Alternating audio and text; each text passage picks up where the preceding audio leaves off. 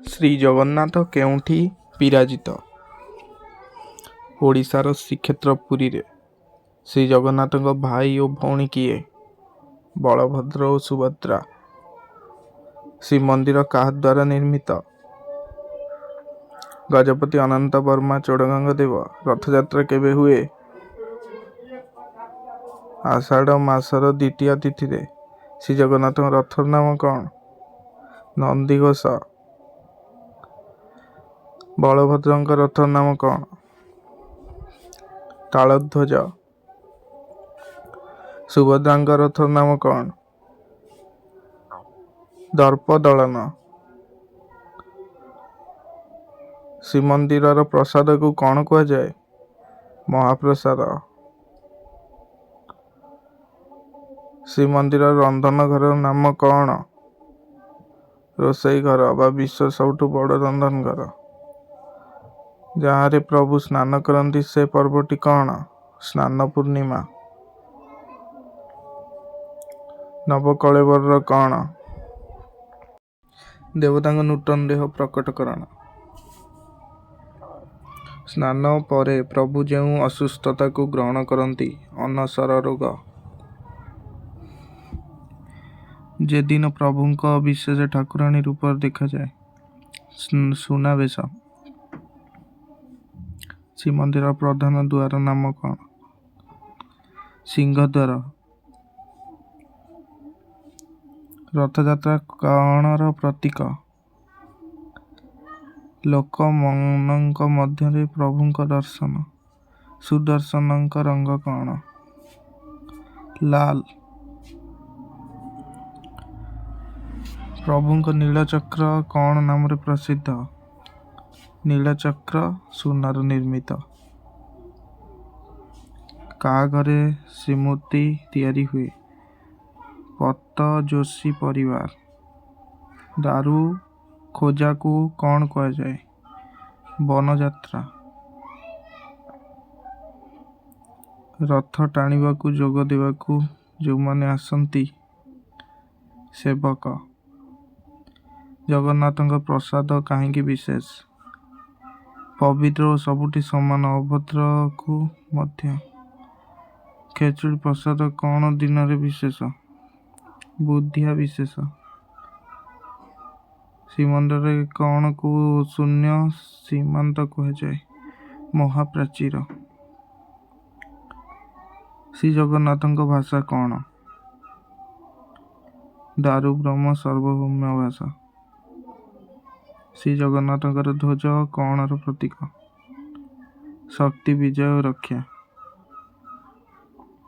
ଶ୍ରୀଜଗନ୍ନାଥ କିଏ? ଜଗତଙ୍କ ନାଥ। ଶ୍ରୀଜଗନ୍ନାଥଙ୍କ ମୂଳ ମନ୍ଦିର କେଉଁଠି? ପୁରୀ, ଓଡ଼ିଶା। ଶ୍ରୀମନ୍ଦିର କିଏ ନିର୍ମାଣ କରିଥିଲେ? ଅନନ୍ତ ବର୍ମନ ଚୋଡ଼ଗଙ୍ଗ ଦେବ। ରଥଯାତ୍ରା କେବେ ହୁଏ? ଆଷାଢ଼ ଶୁକ୍ଳ ଦ୍ୱିତୀୟାରେ। ମହାପ୍ରଭୁଙ୍କ ଭୋଗର ନାମ କ'ଣ?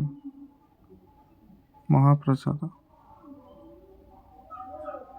ମହାପ୍ରସାଦକୁ କାହିଁକି ଅନ୍ନ ବ୍ରହ୍ମ ବୋଲି କୁହାଯାଏ?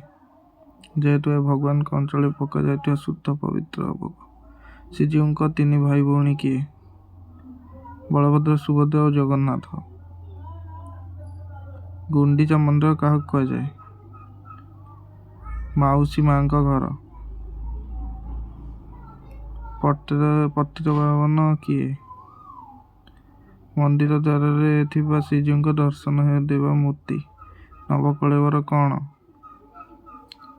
ଶ୍ରୀଜୀଉଙ୍କ ଶରୀର ପରିବର୍ତ୍ତନ ଉତ୍ସବ। ଦାରୁ ଦେବତା କ'ଣ? କୋଠରେ ପ୍ରତିଷ୍ଠିତ ଜୀଉଙ୍କ ଦିବ୍ୟ ବିଗ୍ରହ। ନୀଳଚକ୍ର କ'ଣ? ଶ୍ରୀମନ୍ଦିର ଶିଖରରେ ଥିବା ଚକ୍ର। ନୀଳଚକ୍ର କେଉଁ ଲୌହର? ଅଷ୍ଟଧାତୁ। ନୀଳଚକ୍ରର ବିଶେଷତା କ'ଣ? ଯେଉଁ ଦିଗରୁ ଦେଖିଲେ ମଧ୍ୟ ଚକ୍ର ସରଳ ଲାଗେ। ମହାଦୀପ କ'ଣ? ପୁରୀ ମନ୍ଦିରରେ ଜଳିତ ହେଉଥିବା ନିରନ୍ତର ପବିତ୍ର ଦୀପ। ଦୀପ ବୁଝିଲେ କ'ଣ ହେବ? ଅଶୁଭ ସଂକେତ। ତଥାପି ଏହା ବୁଝେ ନାହିଁ। ରୋଷେଇ ଘର କ'ଣ? ଶ୍ରୀମନ୍ଦିରରେ ଭୋଗ ପକା ହେଉଥିବା ମହାନ ଅଟ୍ଟାଳିକା। ଶ୍ରୀମନ୍ଦିରରେ କେଉଁ ହାଣ୍ଡିରେ ଭୋଗ ପକେ? ମୋଟ 2000 ହାଣ୍ଡି। ରୋଷେଇ ଘରର ବିଶେଷତା। ମାଟିର ହାଣ୍ଡିରେ ଅଗ୍ନି ବିପରୀତ ଦିଗ ତାପ ଯାଏ। ଦ୍ୱିତୀୟ ରଥକୁ କ'ଣ କୁହାଯାଏ? ବହୁଦା ଯାତ୍ରା। ଗର୍ଭଗୃହକୁ କ'ଣ କୁହାଯାଏ? ନୀଳାଚଳ ବିଗ୍ରହ ଗୃହ। ଶ୍ରୀମନ୍ଦିରର ମୁଖ୍ୟ ଦ୍ୱାର କ'ଣ? ସିଂହଦ୍ୱାର। ସିଂହଦ୍ୱାରରେ କେତୋଟି ସିଡ଼ି? 22ଟି। 22ଟି ସିଡ଼ିର ଅର୍ଥ କ'ଣ? 22 ପ୍ରକାରର ସଂସାରୀ ବନ୍ଧନ। ଧୂଳି ବା ମାଟି କାହାକୁ କୁହାଯାଏ? ଶ୍ରୀମନ୍ଦିର ପବିତ୍ର ଧୂଳି। ଶ୍ରୀମନ୍ଦିରର ଧ୍ୱଜକୁ କ'ଣ କୁହାଯାଏ? ପତିତପାବନ ବାଣ୍ଡେଇ। ମନ୍ଦିରର ଧ୍ୱଜ କେତେବେଳେ ବଦଳାଯାଏ? ଉତ୍ତର, ପ୍ରତିଦିନ। ପ୍ରଶ୍ନ ଧ୍ୱଜ ପରିବର୍ତ୍ତନ କିଏ କରନ୍ତି? ଛିତେଇ ଘର ପରିବାର। ଶ୍ରୀଜୀଉଙ୍କ ଦୈନିକ ବେଶ କେତେ? ସାଧାରଣତଃ 32 ପ୍ରକାର। ସାନ ଠାକୁର ଗୋଷ୍ଠୀ କିଏ? ଅନୁସରଣ କରୁଥିବା ଛୋଟ ଛୋଟ ଦେବତାମାନେ। ଆନ୍ନ ବ୍ରହ୍ମ ବା ମହାପ୍ରସାଦ ଦେଉଥିବା ସ୍ଥାନ? ଆନନ୍ଦ ବଜାର। କୋଟି ପବନର ହିନ୍ଦୀ ଅର୍ଥ? ସବକା ମାଲିକ। ଜଗନ୍ନାଥ ଧର୍ମ କ'ଣ ପ୍ରତୀକ କରେ? ସମନ୍ୱୟ, ସବୁ ଧର୍ମର ଏକତା। ଗଜପତି ରାଜାଙ୍କ କାମ କ'ଣ? ଶ୍ରୀଜୀଉଙ୍କ ପ୍ରଥମ ସେବକ। ଛେରା ପହଁଚରା କ'ଣ? ରଥଯାତ୍ରାରେ ଗଜପତି ଦ୍ୱାରା କରାଯାଉଥିବା ସଫେଇ କାର୍ଯ୍ୟ। ରଥ କେତୋଟି? ରଥ 3ଟି। ଜଗନ୍ନାଥଙ୍କ ରଥ? ନନ୍ଦିଘୋଷ। ସୁଭଦ୍ରାଙ୍କ ରଥ? ଦେବଦଳନ। ବଳଭଦ୍ରଙ୍କ ରଥ? ତାଳଧ୍ୱଜ। ରଥ କେଉଁ ଗଛର? ବିଶେଷ ନମୁରା। ରଥ ପାହଣା କେବେ ହୁଏ? ରଥଯାତ୍ରା ପୂର୍ବରୁ 15 ଦିନ। ରଥ ନିର୍ମାଣ କିଏ କରନ୍ତି? ମାହାର କାରିଗରମାନେ। ଗରୁଡ଼ ସ୍ତମ୍ଭ କ'ଣ? ସିଂହଦ୍ୱାର ସମ୍ମୁଖରେ ଥିବା ଗରୁଡ଼ଙ୍କ ମୂର୍ତ୍ତି। ପାଞ୍ଜିକା କ'ଣ? ଶ୍ରୀମନ୍ଦିର ବାର୍ଷିକ ଉତ୍ସବ ସୂଚୀ। ଅନାସର କାଳ କ'ଣ? ସ୍ନାନ ପୂର୍ଣ୍ଣିମା ପରେ ଦେବତାଙ୍କ ଆରୋଗ୍ୟ ବାସ। ନବ ଯୌବନ ବେଶ କେବେ ହୁଏ? ଅନାସର ଶେଷରେ। ଜଗନ୍ନାଥଙ୍କୁ କଳା ଠାକୁର କାହିଁକି କୁହାଯାଏ? କୃଷ୍ଣଙ୍କ ରୂପ ଥିବାରୁ। ଯମ କିଏ? ଶ୍ରୀଜୀଉଙ୍କ ଭକ୍ତ। ହଁ, ଯମ ନାରାୟଣଙ୍କ ଭକ୍ତ। ବଡ଼ ସିଂହାର ବେଶ କେବେ ହୁଏ? ପ୍ରତିଦିନ ରାତିରେ। ଆଦିଶକ୍ତି ସୁଭଦ୍ରାଙ୍କ ରଙ୍ଗ କ'ଣ? ହଳଦିଆ। ବଳଭଦ୍ରଙ୍କ ପ୍ରତୀକ କ'ଣ? ହଳଦିଆ ଓ ସଫେଦା ପ୍ରତୀକ। ଜଗନ୍ନାଥଙ୍କ ଚକ୍ଷୁ ଏତେ ବଡ଼ କାହିଁକି? ସମସ୍ତଙ୍କୁ ନିରବଧି ଦର୍ଶନ ଦେବା ପାଇଁ। ଶ୍ରୀଜୀଉଙ୍କ ହାତ କାହିଁକି ବାଣୀ ନୁହେଁ? ସେ ସବୁଙ୍କୁ ଆଲିଙ୍ଗନ କରନ୍ତି। ଦେହରୁ ମୂଲ୍ୟ ନେବାକୁ କ'ଣ ଠିଆ ଯାଆନ୍ତି। ନିର୍ଦ୍ଧାରିତ ବନ। ବ୍ରହ୍ମ ପଦାର୍ଥ କ'ଣ? ଦିବ୍ୟ ଶକ୍ତି ଯାହା ବିଗ୍ରହ ମଧ୍ୟରେ ରହେ। ଶ୍ରୀ ଜଗନ୍ନାଥଙ୍କ ପାଖରେ ସୁଦର୍ଶନ କାହିଁ ଅଛି? ଶକ୍ତି ଓ ରକ୍ଷା ପ୍ରତୀକ। ନବରତ୍ନ ମାଳିକା କ'ଣ? ଶ୍ରୀଜୀଉଙ୍କ ଅଳଙ୍କାର। ରଥର ସୂତା କ'ଣରେ ତିଆରି? ନାରିକେଳ ତନ୍ତୁ।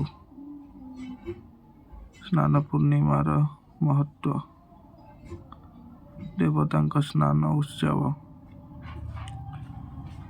ଆନାପ୍ପା ଭୋଗ କ'ଣ? ବିଶେଷ ମହାପ୍ରସାଦ। ନବକଳେବର କେତେ ବର୍ଷ ପରେ ହୁଏ? କିଛି ବର୍ଷ ଛାଡ଼ି ଆଷାଢ଼ ଦ୍ୱିତୀୟା ଗୁରୁବାର ଲାଗିଲେ। ଦଣ୍ଡି ଭୋଗ କ'ଣ? ବିଶେଷ ଭୋଗ। ପୁରୀକୁ କାହିଁକି ଶଙ୍ଖ କ୍ଷେତ୍ର କୁହାଯାଏ? ନୀଳାଚଳର ଆକୃତି ଶଙ୍ଖ ରୂପୀ। ଶ୍ରୀମନ୍ଦିରର ଚାରିପଟେ କେତେ ଖଣ୍ଡ? 4 ଖଣ୍ଡ। ପୂର୍ବ, ପଶ୍ଚିମ, ଉତ୍ତର, ଦକ୍ଷିଣ। ବିଶେଷ ବେଶ ଦିନ କ'ଣ? ବାଣ୍ଟା ସାନ୍ତାକୁର ବେଶ। ସୁନାବେଶ। ସୁନାବେଶ କେବେ ହୁଏ? ବାହୁଡ଼ା ଯାତ୍ରା ଦିନରେ। ଘୋଡ଼ା ମେଞ୍ଚ କ'ଣ? ବିଶେଷ ପଟ୍ଟମଞ୍ଚ। ଶ୍ରୀଜୀଉଙ୍କ ସବୁଠାରୁ ପ୍ରସିଦ୍ଧ ପଟ୍ଟଚିତ୍ର କ'ଣ? ଅନସର ପଟି। ରଥଯାତ୍ରାର ଦିଗଯାତ୍ରା କାହାକୁ ପ୍ରତୀକ? ସମାଜରେ ଭଗବାନଙ୍କ ପହଞ୍ଚ। ସର୍ବୋଚ୍ଚ ଦେବଳ ଧ୍ୱଜର ଅର୍ଥ? ଅଶୁଭ ଶକ୍ତି ଦୂର କରେ। ଜୟ ଜଗନ୍ନାଥ କାହିଁ ସାର୍ବଜନୀନ? ଏଠାରେ ଜାତି ଧର୍ମରେ କୌଣସି ଭେଦ ନାହିଁ। ଚକା ଓ ଆଖିର ପ୍ରତୀକ କ'ଣ? ସାର୍ବଜନୀନ ଦର୍ଶନ। ଭକ୍ତମାନେ କିଏ ପ୍ରଥମେ ରଥ ଟାଣନ୍ତି? ସବୁ ଭକ୍ତ ଲୋକ ସମାଦରର ପ୍ରତୀକ। ପୁରୀକୁ କାହିଁକି ଦିବ୍ୟ ଧାମ କୁହାଯାଏ? ଏଠାରେ 4 ଧାମର ସମ୍ମିଳିତ ଶକ୍ତି ରହିଛି। ଶ୍ରୀ ଜଗନ୍ନାଥଙ୍କ ମୂଳ ବାଣୀ କ'ଣ? ସବୁଠାରୁ ବଡ଼ ହେଉଛି ପ୍ରେମ। ଯଦି ଭିଡ଼ିଓ ଭଲ ଲାଗିଥିବ ତାହେଲେ ସବସ୍କ୍ରାଇବ୍, ଲାଇକ୍, କମେଣ୍ଟ, ସେୟାର ନିଶ୍ଚିତ କରନ୍ତୁ। ବେଲ୍ ଆଇକନ୍‌କୁ ଅନ୍ କରିବାକୁ ଜମା ବି ଭୁଲନ୍ତୁ ନାହିଁ। ଧନ୍ୟବାଦ। ରହୁଛି। ପୁଣି ଦେଖା ହେବ ନେକ୍ସଟ ଭିଡ଼ିଓରେ।